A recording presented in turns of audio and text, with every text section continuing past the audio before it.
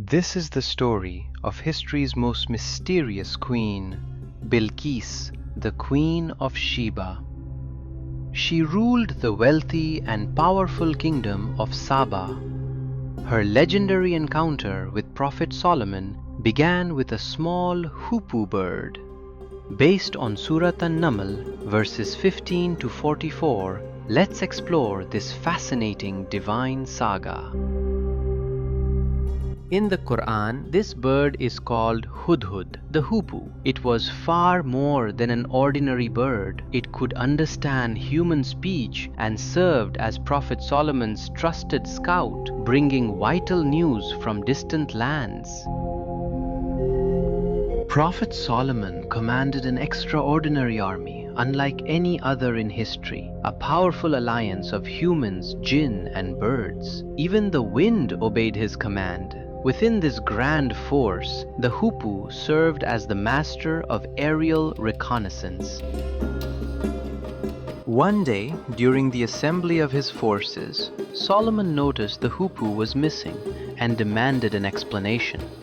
At that very moment, the bird was far away at the borders of Sheba, sensing it was about to uncover something significant.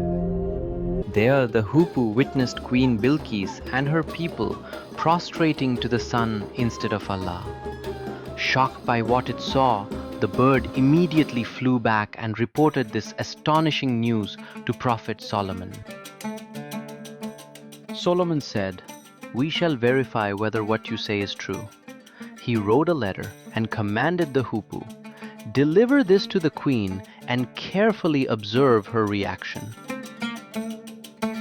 The hoopoe flew to Sheba and entered the queen's private chambers.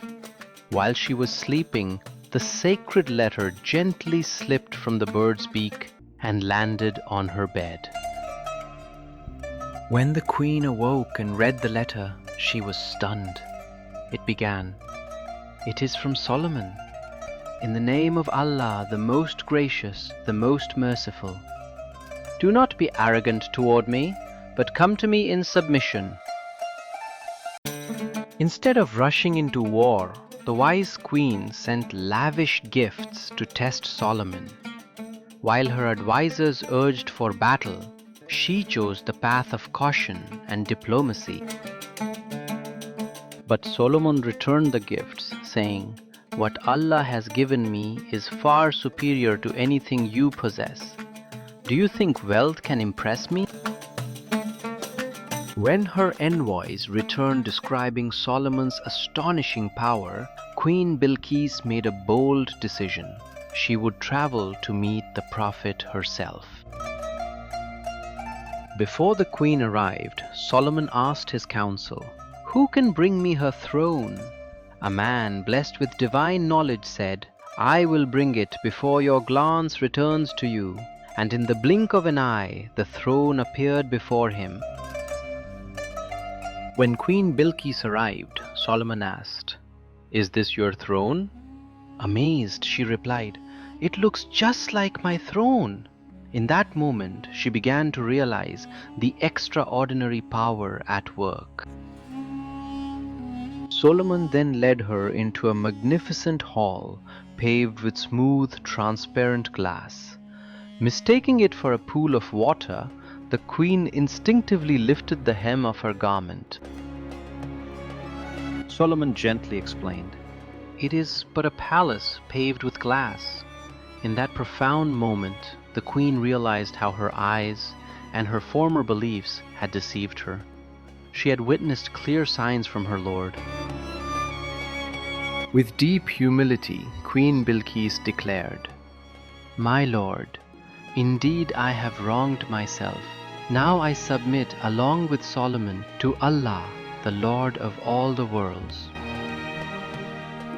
Although later legends claim she was half jinn, the Quran and authentic traditions confirm she was a wise and intelligent human queen who chose truth over pride and submitted fully to Allah.